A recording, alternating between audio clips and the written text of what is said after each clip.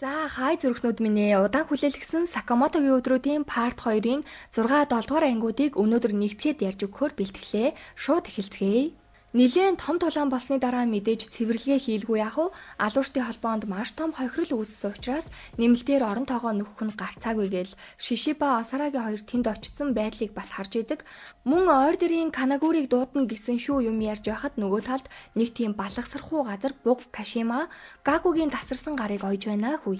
Тэгээд чиний гарыг цавчсан хүн маш тэгшхэн үнэхээр гайхалтай цавчсан болохоор ойхот ч үнэхээр easy байлаа гэж ах шиг.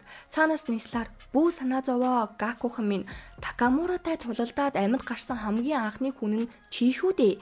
Цаадах ч угаасаа хизээнээс ойрдорт байгааг нь хинч мэдгүй бүх мэдээлэл нь нууцлаг зүгээр л дэндүү хүчтэй өвөө гэдгээр л баг алуурчид мэддэг домог гэсэн шүү ухааны юм хэлдэг. Исларийнхан мэдээж аль хэдийн дараагийн төлөвлөгөөгөө боловсруулж байгаа юм байна. Манай тарим жинхэнэ мэрэгжлийн алуурчдыг бэлтгэдэг Сакамотогийн төгссөн GCC гэх чанга дэглэмтэй сургуульд Сакамото шин хоёр шалгалт өгч Исларын талаар мэдээлэл цуглуулах талаар ярьж байдیں۔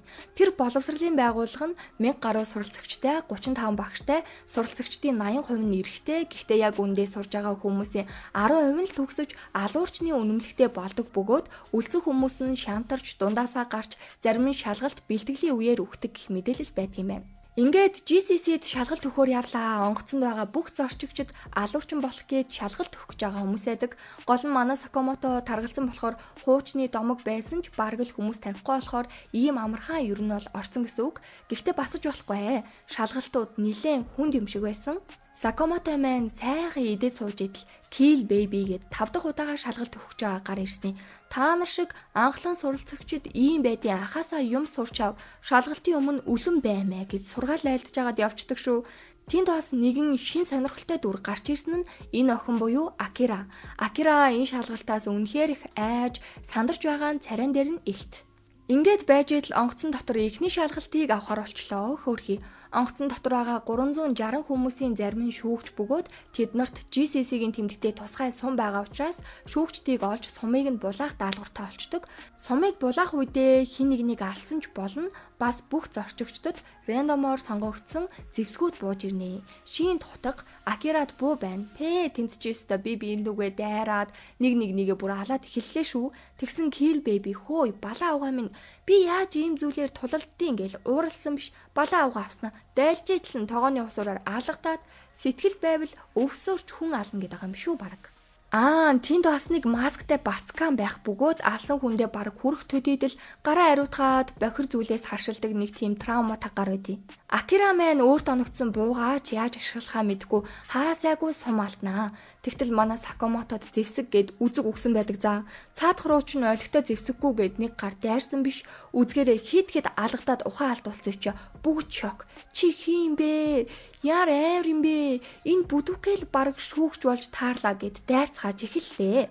Сакамото ядах юмгүй гяс дуусах чадал манай охинд нэг сум өгсөж Акира "Уба, та яста гал галлааж штэ. Бүр хүч орчлоо. Гэхдээ надад шүтдэг хүн байдаг болохоор таны сайхан сэтгэлээр өгсөн сумыг үнэхээр авч чадахгүй нэ.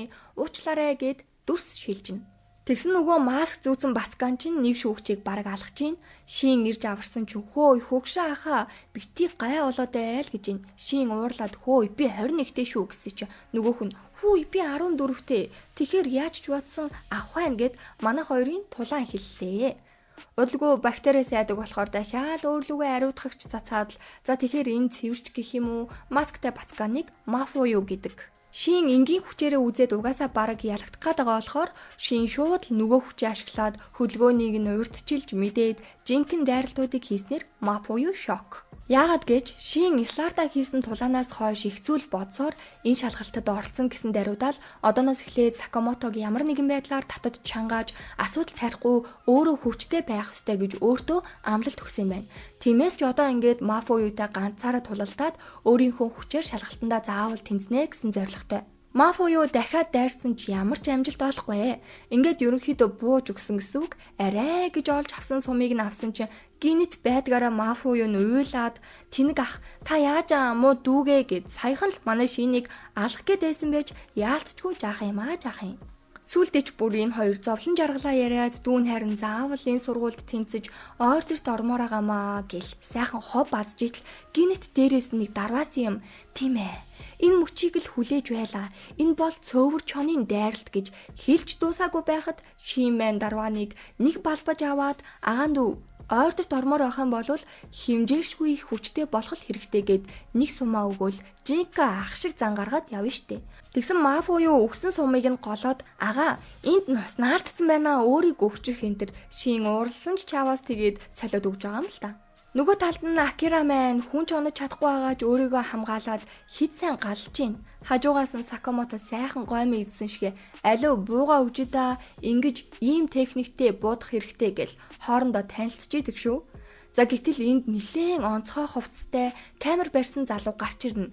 Тийм ээ алив дайраад ир та нарын гаргаж байгаа царай бүр үнэхээр төгс байн тэхүү гэл дунд нь нэг сум тавьж алалцуулж агаад өөрөө бүгдийнх нь толгойг нэг л удаагийн цавчилтаар дуусгах жишээний. Дуусгачаад тэгэлгүй яах вэ? Энэ удаагийн кино үнэхээр тасархаа болох нэ гэж хэлж байгаа энэ залуу бол ордерийн гишүүн найруулагч Канагури. Онгоцонд байсан нийт 360 шалгуулагчаас 297 дараагийн шатанд тэнцээгүй буюу бараг л үгсэн гэж чанга архичаар зарлж байна. Одоо нийт 63 шалгуулагч үлдсэн бөгөөд газартахад ердөө 30 минут үлджээ.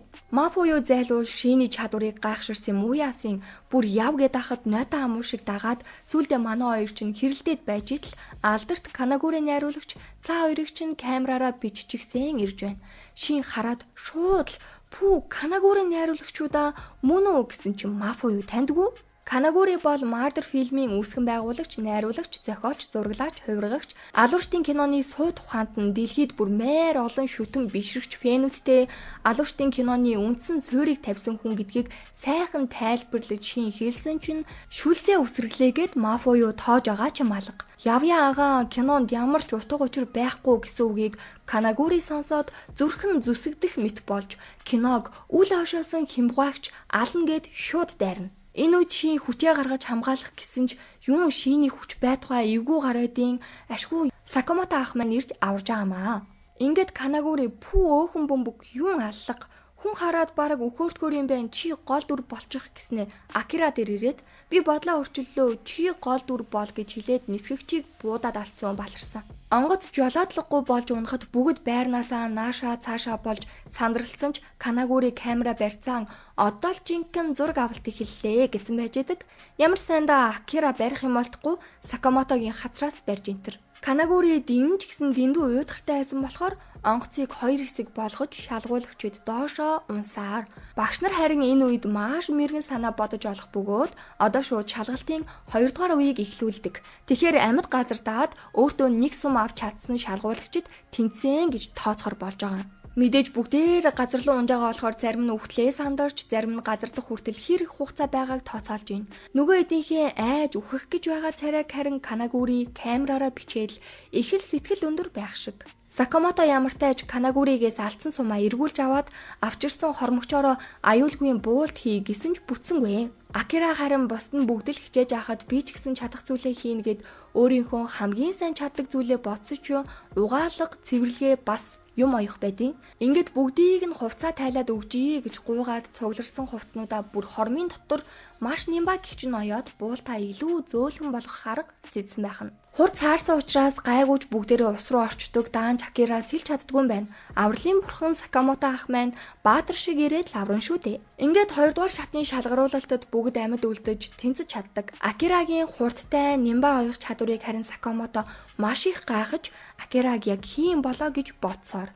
Цаанаас харин усан онгоцон дээр Сакамотогийн цүнхний осортой нэг алуурчин охин тэр хидтэй уулзахаар тэсэн ядан хүлээж байгаа үзэгдэл харагдсаар. За ингээд Сакамотогийн өдрүүдийн 6, 7 дугаар анги дуслаа. 8, 9 дугаар анги болон 10, 11 дугаар ангиудыг нь ингээд нэгтгэхэд яриад өгөх учраас манайхан гоё хүлээж агаарай за. Зүрх